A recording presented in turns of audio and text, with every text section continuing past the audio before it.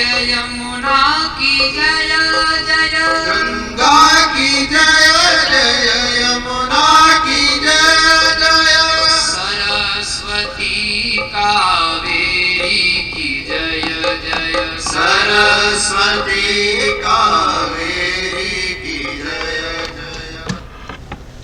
ओम नमो नारायणाय। श्रीमद्भागवत तृतीय स्कंદ અધ્યાય 22મો। મનુએ દેવહૂતિને કરદમ સાથે પરણાવી। મૈત્રેય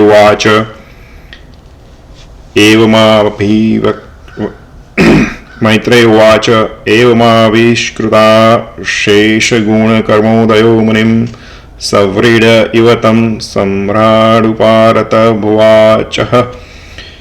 મૈત્રેય બોલ્યા, એમ કરદમ જેના સમગ્ર ગુણકર્મની શ્રેષ્ઠતા પ્રકટ કરી હતી એવા સમ્રાટ મનુ પોતાની પ્રશંસાથી જાણે શરમાયા હોય તેમ તે નિવૃત્તિપરાયણ મુનિને કહેવા લાગ્યા।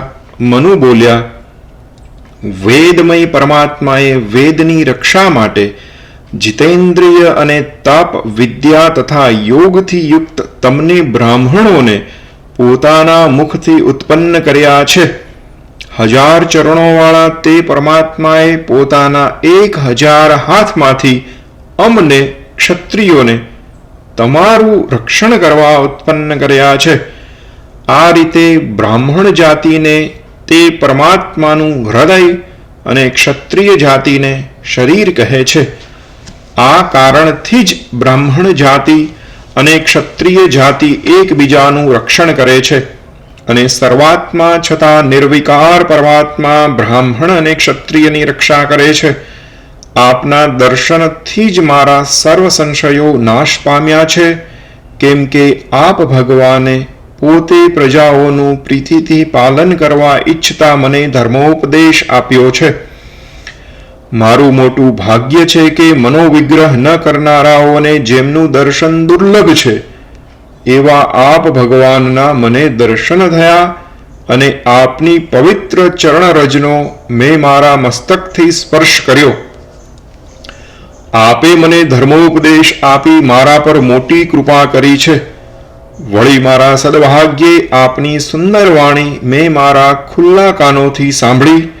હે મુનિ, કૃપા કરી પુત્રી પરના સ્નેહને લીધે દુઃખી મનવાળા મારી દીનની વિજ્ઞપ્તિ સાંભળવા તમે યોગ્ય છો। આ મારી પુત્રી દેવહૂતિ છે। તે પ્રિયવ્રત અને ઉત્તાનપાદની બહેન થાય। તે વાય શીલ તથા ગુણોથી યુક્ત પતિને વરવા ઈચ્છે છે। જ્યારથી તેણે નારદજી પાસેથી આપનો સ્વભાવ, શાસ્ત્રજ્ઞાન, રૂપ, વય તથા ગુણો સાંભળ્યા છે ત્યારથી જ તેણે તમને વરવા નિશ્ચય કર્યો છે। માટે હે શ્રેષ્ઠ બ્રાહ્મણ, મેં શ્રદ્ધાથી આપને આપેલી આ કન્યા આપ સ્વીકારો। તે ગૃહસ્થાશ્રમના સર્વ કર્મોમાં આપને સર્વ પ્રકારે યોગ્ય છે। જે પુરુષે સર્વસંગનો ત્યાગ કર્યો હોય તેણે પણ જે વિષય પોતાની મેળે આવી મળે તેનો અસ્વીકાર કરવો નહીં। તો જે પુરુષ કામાસક્ત હોય તેનાથી તો તેવા વિષયનો અસ્વીકાર કેમ જ કરાય? જે મનુષ્ય પોતાની મેળે આવેલા વિષયનો અસ્વીકાર કરી પછીથી કંજૂસ પાસે તેની માંગણી કરે તેનો અતિ ઉજ્જવળ યશ અને માન પણ પ્રથમ પોતાની મેળે આપવા આવેલા મનુષ્યનું અપમાન કરવાથી નાશ પામે છે। હે વિદ્વન, મેં સાંભળ્યું છે કે અત્યાર સુધી બ્રહ્મચર્યનું પાલન કરનારા આપ વિવાહ કરવા તૈયાર છો, તો હવે આપ મેં આપેલી કન્યાનો સ્વીકાર કરો। કરદમ બોલ્યા, સત્ય છે કે હું વિવાહ કરવા તૈયાર થયો છું અને આ તમારી પુત્રી પણ હજી સુધી કોઈને અપાઈ નથી, તો અમારો બંનેનો વિધિપૂર્વક ભલે આ પ્રથમ વિવાહ થાય।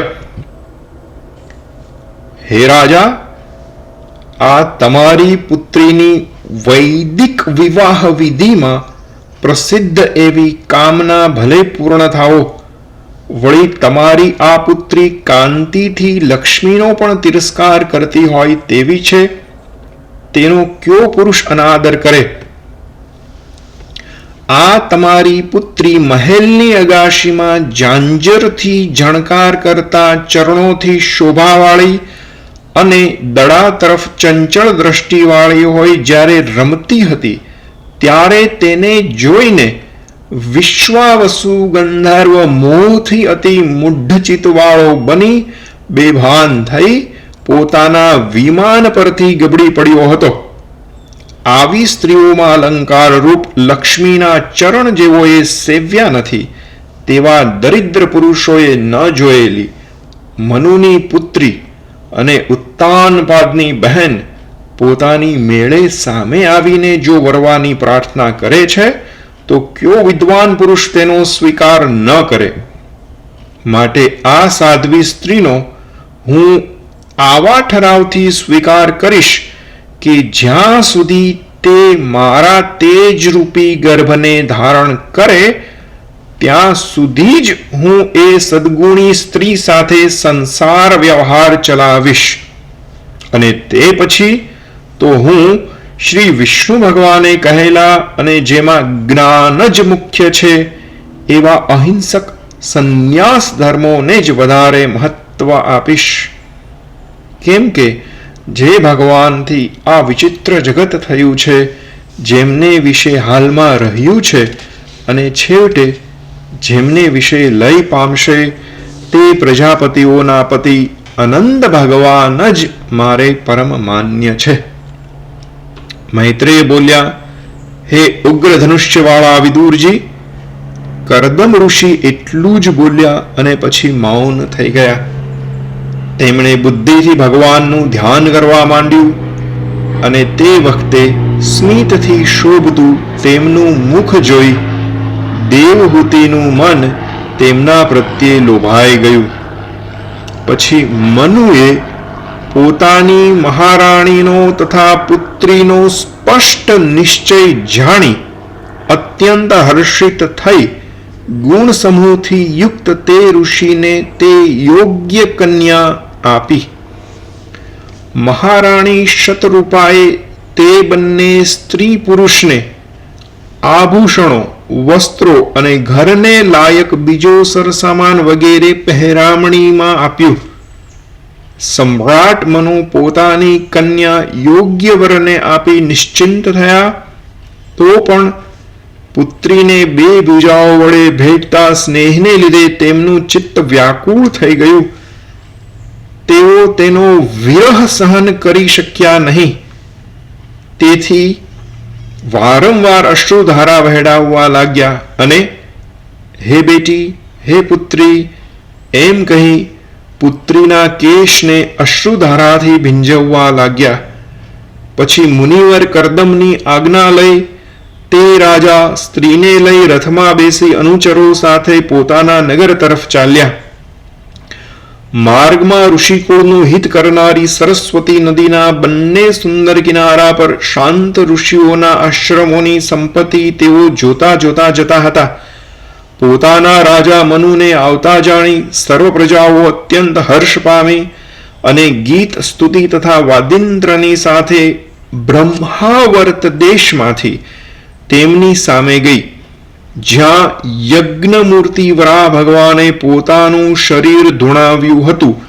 તેથી તેમના રૂવાડા ખર્યા હતા. તે જ સ્થળનું નામ બર્હિષ્મતી નગરી છે, જે સર્વ સંપત્તિઓથી યુક્ત છે.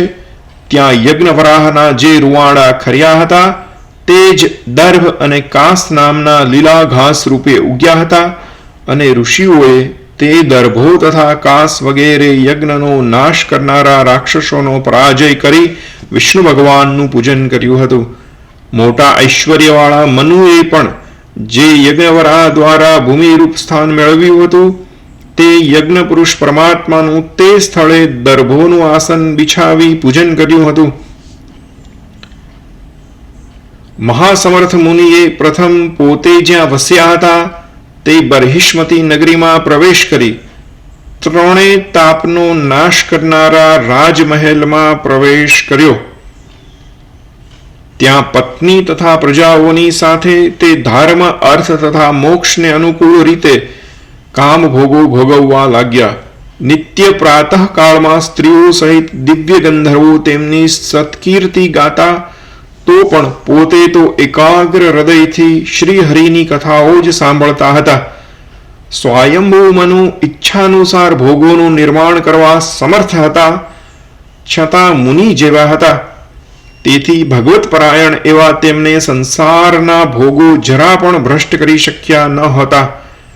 તે ભગવાનની કથાઓ સાંભળતા, ધ્યાન કરતા, નવી કથાઓ રચતા અને પોતે બીજાઓ પ્રત્યે તે કથાઓ કહેતા. તેથી તેમના પોતાના મન્વંતર સમયના પ્રહરો નિહિસાર કે નિષ્ફળ ગયા ન હતા. એ રીતે તેમણે 71 યુગનો પોતાનો મન્વંતર કાળ કેવળ ભગવત પ્રસંગમાં જ ગાળ્યો હતો. તેથી તેમણે ત્રણેય ગતિઓનો પરાજય કર્યો હતો. હે વિદુરજી, જેને કેવળ શ્રી હરિનો જ આશ્રય છે તેને શારીરિક, માનસિક, દૈવિક કે મનુષ્યથી થયેલા દુઃખો કેમ જ દુઃખી કરી શકે?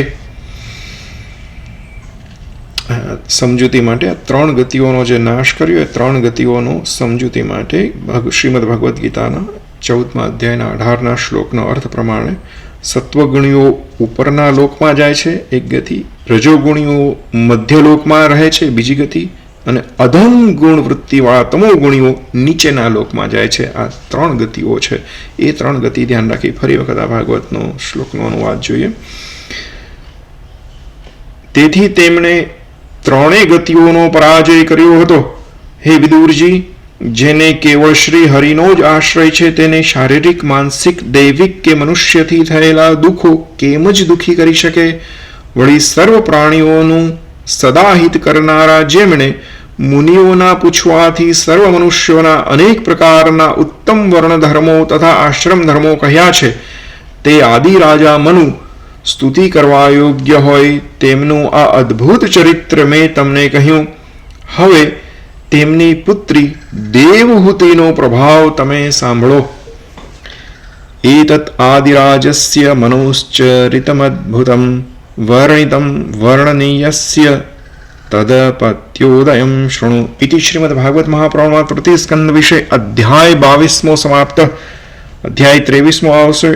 કરદમ અને દેવહૂતિનો વિમાનમાં ભોગવિલાસ ને દેવહૂતિથી નવ કન્યાઓનો જન્મ.